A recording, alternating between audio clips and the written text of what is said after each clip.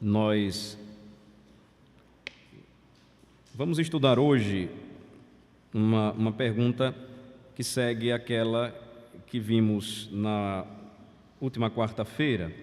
Na última quarta-feira, a pergunta 19 mostrou que do Santo Evangelho nós retiramos o conhecimento de que Jesus Cristo é o mediador providenciado por Deus para nos libertar da escravidão do pecado, para nos dar a verdadeira vida, a verdadeira salvação.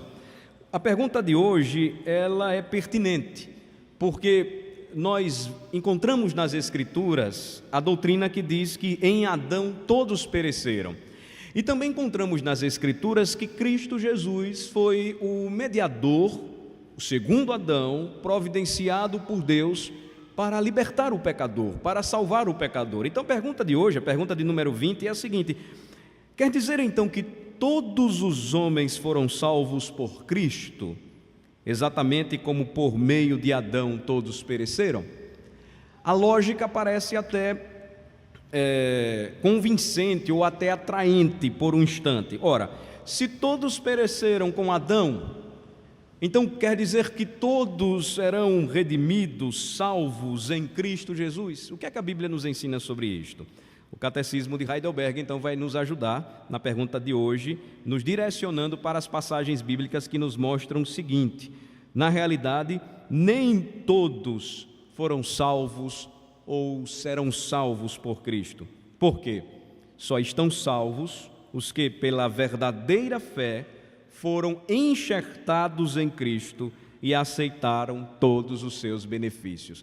O verbo enxertar, ele tem a ver com o trabalho de um jardineiro, daquele que cuida de plantas, que cuida de todo o cultivo de plantação, e o enxerto, ele diz respeito à acrescentação ou o acrescentar de um novo galho a uma árvore que está bem enraizada. Era um método muito utilizado e ainda hoje utilizado na região da Palestina, onde viveu Jesus, quando se trata ou quando se cultiva a videira, que é o fruto que produz as uvas. Então, o Senhor Jesus Cristo mesmo nos diz em sua palavra que Ele é a videira verdadeira e nós somos os seus ramos. E Ele diz que nós fomos enxertados a Ele ou nele. Então, o enxerto é a técnica em que galhos são adicionados a uma árvore, a uma planta, e então, juntamente com esta planta ou com esta árvore, eles ganham vida, eles se unem, e neste processo natural, ou melhor dizendo, neste processo manual, a natureza então faz com que aquele galho esquecido, ele torne novamente a vida e produza frutos. Então é um verbo que é utilizado na Bíblia para descrever aquilo que o Senhor fez e faz com todo aquele que é salvo por Jesus Cristo. Aí vamos ver as passagens bíblicas que nos mostram ou que nos ensinam esta doutrina. Em primeiro lugar, nós aprendemos aqui, com a pergunta de número 20, que somente aqueles que aceitam a Cristo pela fé ou recebem conforme ensinado em seu Evangelho, serão salvos. E por que o Senhor Jesus Cristo nos ensina isto? Porque a palavra de Deus, ela nos diz a respeito desta doutrina. Vamos para Mateus capítulo 7. Abramos juntos a palavra de Deus neste Evangelho. Mateus capítulo 7 nos traz um esclarecimento sobre este assunto. O que encontramos aqui? Mateus capítulo 7, versículo de número 13 e 14. O versículo-chave aí é o versículo de número 14, mas é importante lermos ambos os versículos, 13 e 14. Vamos ler? Entrai pela porta estreita, larga é a porta e espaçoso o caminho que conduz para a perdição, e são muitos os que entram por ela, porque estreita é a porta e apertado o caminho que conduz para a vida, e são poucos os que acertam com ela. Então, aqueles que são salvos por Cristo são os que o recebem pela fé. João capítulo 1, versículo 12 diz: mas a todos quantos o receberam, deu-lhes o poder de serem feitos filhos de Deus, a saber, aos que creem no seu nome. Então, qual a condição para que eu seja salvo? Eu preciso crer em Cristo. Mas a grande realidade é que a maioria da humanidade caminha a passos largos para a perdição, como se estivesse em uma grande avenida. Vejam o que o Senhor Jesus Cristo nos diz no versículo 13. A ordem é: entrem pela porta estreita. É a porta que justamente o homem não dá muita atenção, que o homem não percebe por vezes, diante de um largo e espaçoso caminho que ele pode andar, ou por onde ele pode andar, se conduzir.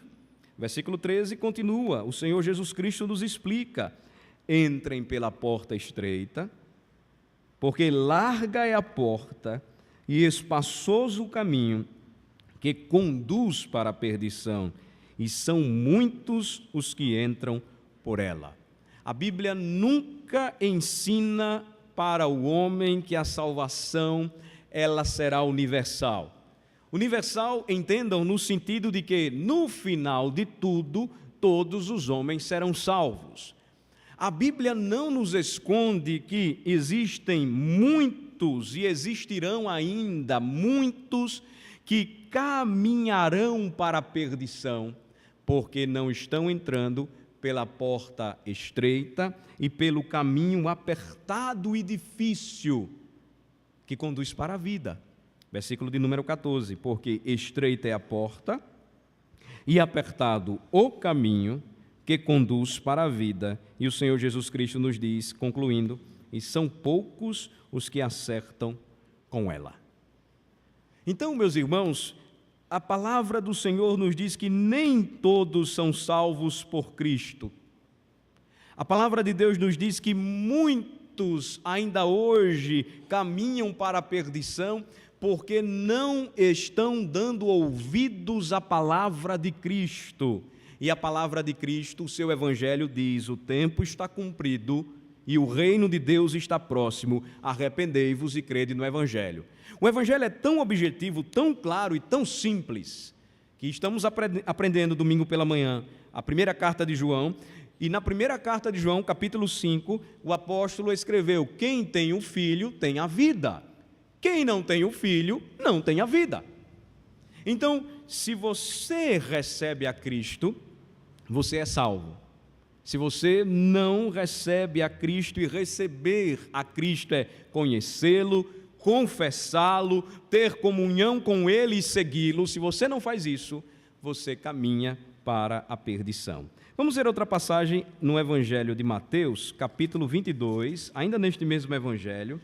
Caminhe um pouco comigo nas páginas das Escrituras e vejam, no capítulo 22, no versículo de número 14, para entendermos o versículo 14 do capítulo 22, é necessário que leamos a parábola das bodas.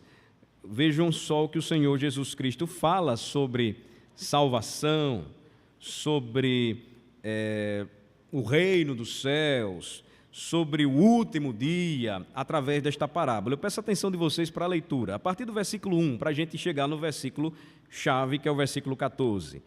A partir do versículo 1, capítulo 22, diz: de novo entrou Jesus a falar por parábolas, dizendo-lhes: o reino dos céus é semelhante a um rei que celebrou as bodas de seu filho. Então, Jesus já diz qual o sentido da parábola. Ele está falando sobre o reino, o seu reino, e ele diz que o reino dos céus é parecido à festa de casamento que um rei deu para seu filho. Versículo 3, então enviou os seus servos a chamar os convidados para as bodas, mas estes não quiseram vir.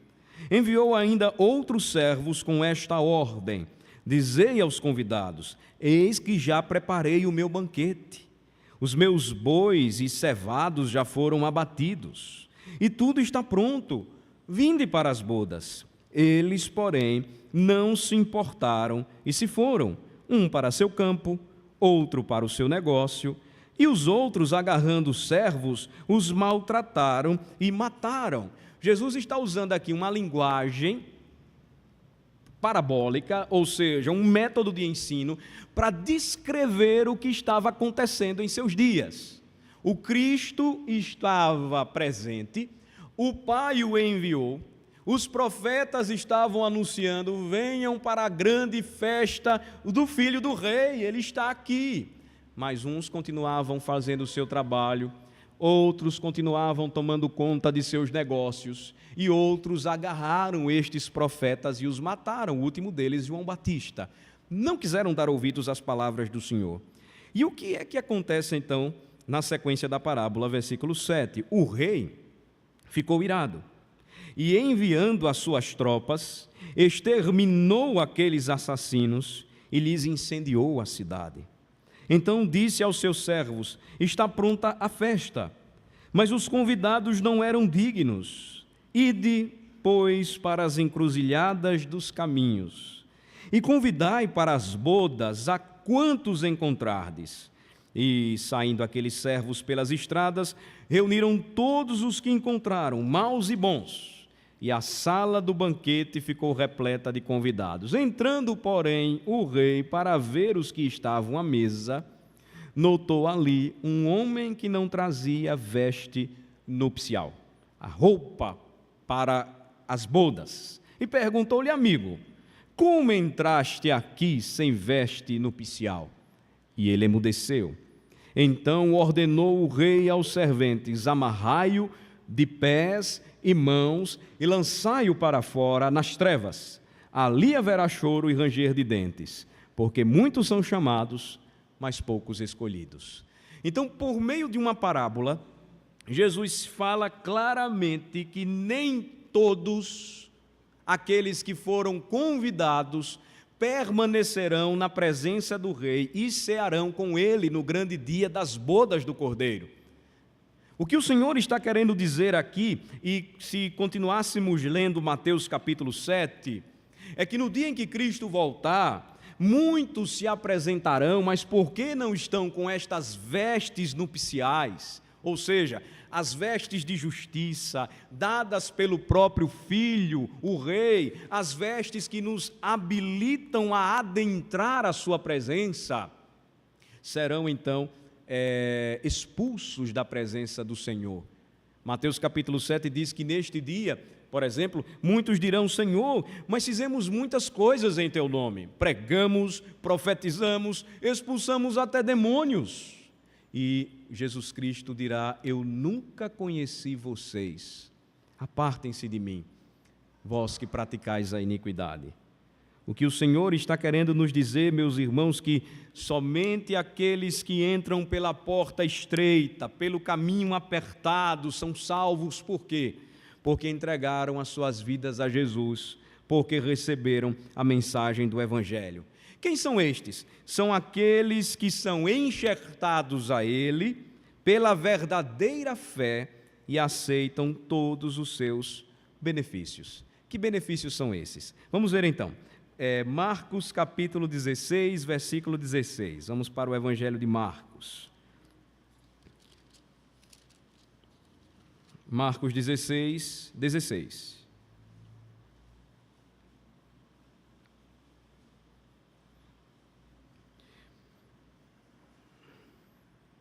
Marcos 16, 16, o versículo 15, no final do Evangelho de Marcos, há uma ordem dada pelo Senhor no versículo 15. Vamos ler os versículos 15 e 16, vamos ler? E disse-lhes: ide por todo o mundo e pregai o Evangelho a toda a criatura. Quem crer e for batizado será salvo. Quem, porém, não crer será condenado. Percebam que no contexto apresentado no Evangelho de Marcos, a mesma ordem que nós encontramos em Mateus é dada. A igreja do Senhor deve pregar o Evangelho deve ser anunciado por todo o mundo. Este é o convite para que os homens se aproximem do Rei, da ceia das bodas do Cordeiro, recebam dele vestes de justiça, o presente nupcial, e possam então ter comunhão com ele. Como é que esse acesso se dá? Eles ouvem um evangelho que deve ser pregado a toda criatura. Qual o conteúdo do evangelho? Arrependei-vos e crede no nome do Filho de Deus. Qual é o conteúdo do evangelho? Arrependam-se de seus pecados, retirem as suas vestes sujas, limpem-se, purifiquem-se com o sangue do Cordeiro e o recebam pela fé. Sejam transformados em filhos. Uma vez que isto acontece, você então é enxertado nele. Você passa a fazer parte dele. Você agora é um com ele, tendo comunhão íntima com o Senhor. E, consequentemente, você se beneficia das suas bênçãos. Versículo 16 diz: quem crer e for batizado será salvo. Vejam que esta é uma mensagem que foi dada para a igreja, e à medida em que a igreja fosse pregando o evangelho, muitos ouviriam o evangelho e, crendo, precisariam fazer aquilo que o Senhor ensinou. Eles precisariam se tornar membros deste reino, membros da igreja, membros do corpo de Cristo. Como é que estes homens e mulheres que não cresceram na aliança, que não cresceram no meio do povo, mas estavam espalhados e seriam chamados por toda a terra, poderiam fazer parte do reino dos céus? Eles precisariam crer e, na sequência, eles precisariam receber o selo do povo de Deus, na nova aliança, o batismo. Eles não poderiam deixar de receber este sinal. Agora, notem a complementação no final do versículo 16. Quem, porém, não crer, será condenado. Logo, o selo, ele identifica a quem pertencemos, mas o selo não salva ninguém. Assim como a circuncisão selava e marcava o povo de Deus no passado, o batismo sela e marca aqueles que pertencem à aliança, eles e seus filhos. Recebe aqueles que vêm e são enxertados na videira. Porém, o batismo ou o selo da nova aliança não pode salvar. Muita gente acredita que só precisa ser batizado e então será salvo. Não é mágica, mas se ele crer com o coração, ele precisa então ter acesso aos benefícios que Cristo oferece. Ele precisa cear com Cristo. Ele precisa ter comunhão com a mesa do Senhor, com a casa do Senhor. Logo, ele precisa crer, porque se não tiver fé no Senhor, ele continuará condenado. Por que eu estou dizendo isso? Vamos para João capítulo 3 agora. Vejam só. Em João capítulo 3, nós encontramos uma explicação no Evangelho, neste outro Evangelho, que eu julgo importante, porque nos esclarece. João capítulo 3, versículo 36. Versículo 36. Vamos ler juntos? Vamos ler? Por isso, quem crê no Filho tem a vida eterna. O que todavia se mantém rebelde contra o Filho, não verá a vida, mas sobre ele permanece a ira de Deus. Permanecer rebelde aqui é não crer em Cristo, é não receber a Jesus Cristo, é não aceitá-lo pela fé, é não crer e confiar nele como mediador providenciado por Deus, o sacrifício, o substituto, aquele que veio ao mundo para dar a sua vida em favor de muitos. Se o homem não crer e se ele não receber esta mensagem pela fé, então nenhuma outra virtude que o homem possa possuir, ou que o homem venha possuir, providenciará para ele a salvação da sua alma. Notem, é necessário a fé, é necessário crer, Se o homem não aceita a Cristo, ele permanece debaixo da ira de Deus. Por isso, muitos são chamados, mas poucos escolhidos, porque nem todos aceitam a mensagem da salvação. E pastor, e o que acontece quando eu aceito a mensagem da salvação? Eu digo, segundo as Escrituras, que você foi alvo da maravilhosa graça de Deus. Efésios capítulo 2, vamos para lá. Efésios capítulo 2.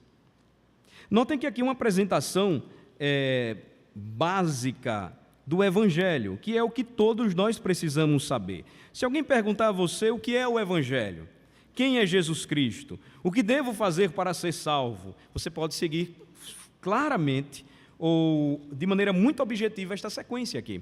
Então, Efésios capítulo 2 nos diz que se você se identificou com o Salvador, se você hoje naturalmente se submete a Ele, tem o seu coração inclinado a Ele, Deus operou em sua alma o que a Bíblia chama de novo nascimento.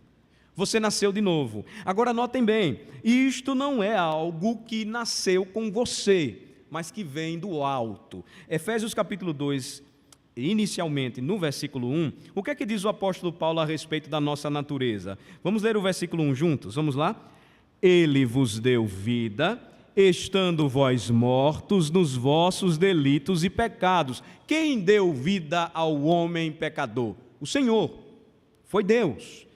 Paulo está se referindo aos crentes em Éfeso e está dizendo, Ele deu vida a vocês, quando vocês estavam mortos. Paulo estava escrevendo para gente viva, assim como nós.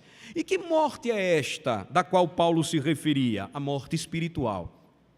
O homem que não tem a Deus, ou que não nasceu de novo, para Deus ele está morto espiritualmente. Por isso que ele é chamado, por isso que ele pode ouvir várias vezes a mensagem do Evangelho, mas se o Senhor não o acordar, ele permanecerá morto em quê? Diz aí o final do versículo 1, em seus delitos e pecados. Continua escravo do pecado. O apóstolo Paulo, ele continua e diz no versículo 2 que estes delitos e pecados são aqueles nos quais antigamente ele e os crentes em Éfeso e nós cristãos andávamos antigamente. Versículo 2, vamos ler? Nos quais andastes outrora, segundo o curso deste mundo, segundo o príncipe da potestade do ar, do espírito que agora atua nos filhos da desobediência. Então, se o homem não nascer de novo, se não nascer do espírito, não poderá ver o reino dos céus. Ele poderá até se habituar à vida da igreja, ele poderá até se afeiçoar com a maneira de viver da igreja, ele poderá até se deleitar com um louvor cantado pela igreja, poderá até admirar a maneira como o evangelho é anunciado na igreja, mas se ele não nascer de novo, ele continuará andando segundo o curso deste mundo, segundo aquilo que o príncipe da potestade do ar, que aqui é uma referência a Satanás, deseja que ele faça. O espírito que de fato atua ainda hoje nos filhos da desobediência. Quem são estes? Todos aqueles que não aceitaram a Cristo, que não receberam a Cristo.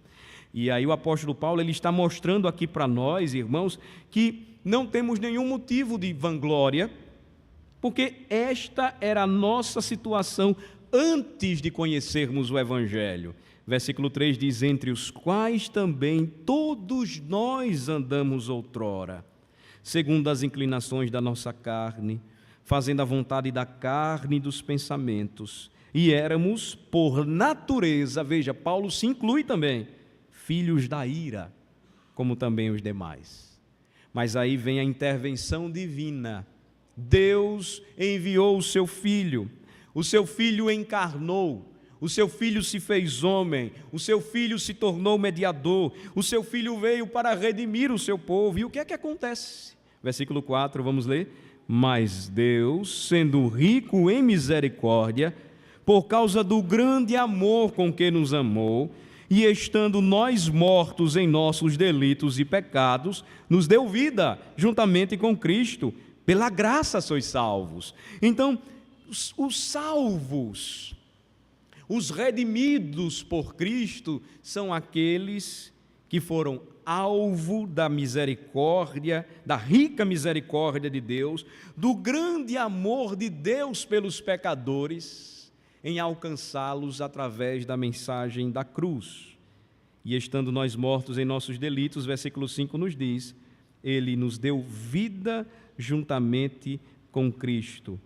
E uma vez que recebemos a vida em Cristo, a salvação, passamos agora a receber os seus benefícios, a sermos consolados, edificados, ter os nossos corações cheios, preenchidos de esperança, de forma que o versículo 6 e o versículo 7 nos ensinam o quê? Vamos ler juntos? E juntamente com Ele, nos ressuscitou e nos fez assentar nos lugares celestiais em Cristo Jesus, para mostrar, nos séculos vindouros, a suprema riqueza da sua graça, em bondade para conosco em Cristo Jesus. Percebam a linguagem bíblica, sempre trazendo a ideia para nós de uma monarquia celestial, de um rei, de um príncipe que se fez rei por amor ao seu povo, de súditos que estavam marginalizados, sem esperança e sem Deus neste mundo, porém foram redimidos por Ele e enxertados como ramos a uma videira, agora se assentam com Ele nos lugares celestiais. Irmãos, somos ricos em Cristo. Por isso que o Evangelho da prosperidade, apregoado pelos homens do nosso tempo, ele é uma afronta e uma blasfêmia ao que o Evangelho diz, quando mostra a superioridade das riquezas que temos em Cristo, em detrimento de qualquer riqueza que possuamos nesta vida. Na realidade, um dos grandes propagadores hoje desta doutrina, certa vez disse que se nós não somos prósperos como cristãos, que se nós não enricamos nesta vida, alguma coisa está errada com a nossa Bíblia. Mas aí o apóstolo Paulo ele vem e diz, eu aprendi a viver contente em toda e qualquer situação.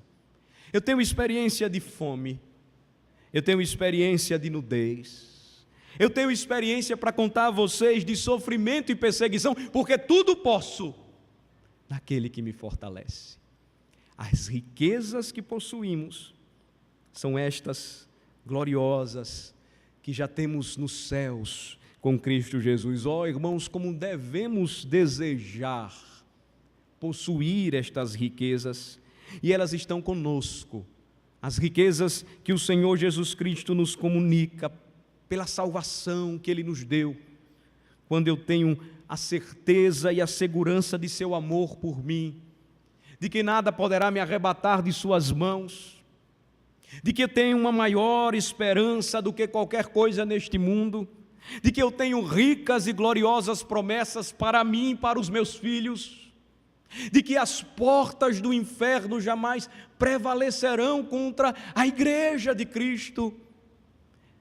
Nenhuma dessas riquezas, irmãos, certamente sobrepujam, ou nenhuma dessas riquezas terrenas certamente podem sobrepujar tudo aquilo que é descrito na palavra que nós temos em Cristo Jesus. Porque, finalmente, versículos 8 e 9 nos ensinam o quê? Vamos ler? Porque pela graça sois salvos, mediante a fé, e isto não vem de vós, é dom de Deus, não de obras, para que ninguém se glorie. Salvos pela graça, mediante a fé, que nos leva a aceitar a Cristo, a recebê-lo como nosso Senhor e Salvador, e sermos então incorporados nele, fazendo parte de seu reino. Mediante a fé que não vem de nós mesmos, na fé que é dom de Deus, presente de Deus. Ele não é fruto das nossas obras, porque se fosse a salvação, resultado daquilo que eu faço, eu me gloriaria e retiraria a glória que pertence somente ao Senhor. Porque o que eu merecia não era estar aqui, nem vocês também, mas pela infinita misericórdia, amor e graça do Senhor, Ele então nos salvou pela graça, somente pela graça. Finalmente, a conclusão é que somos criação do Senhor, versículo 10, em Cristo, para boas obras, as quais Deus de antemão preparou para que andássemos nelas. Então, eu sou salvo pela fé ou pela graça mediante a fé, me identifico com o meu Salvador Jesus Cristo e agora vivo a sua natureza, vivo como Ele, devo imitar ao Senhor assim como o meu Cristo o imitou, andando em amor e sendo obediente até a morte e morte de cruz. Vamos orar. Senhor, nós te damos graças por teu santo evangelho, tua palavra maravilhosa, que nos ensina a respeito de Jesus Cristo, nosso Salvador. Ó Senhor, nós aprendemos de maneira clara nas Escrituras de que a salvação não é para todos, mas a oferta continua sendo para todos os homens. Todos são chamados pela livre oferta do Evangelho. Ó Senhor, concede a graça de que aqueles que ouvem o Evangelho venham a crer em Cristo, serem salvos pela graça, receberem do Senhor o dom da fé e serem salvos de seus próprios pecados e da condenação eterna. É um privilégio para nós, Senhor, ouvirmos o Evangelho e sabermos que temos sido alvo do Teu grande amor. Que não seja motivo de vanglória para nós, porque estávamos mortos em nossos delitos e pecados, e o Senhor nos deu vida. Não merecíamos isto, Senhor, mas o Senhor nos amou com grande amor e nos alcançou. De forma que, Senhor, nós te pedimos que sempre nos concedas um coração eternamente agradecido e desejoso de viver uma vida de boas obras, pregando o Evangelho para todo o mundo, para toda criatura, para que o homem creia e seja salvo, enxertado na videira, faça parte do teu povo. Nós oramos, Senhor, por nossos familiares que não conhecem o Evangelho, por nossos pais, cônjuges, filhos, por nossos vizinhos, amigos, por nossa cidade, por nosso estado. Concede-nos, ó Senhor, oportunidades de falar o Evangelho, para que os homens conheçam a Cristo e que por ele sejam salvos. É no nome de Jesus que oramos e te agradecemos pela bênção de podermos confiar e crer em Jesus somente. Amém.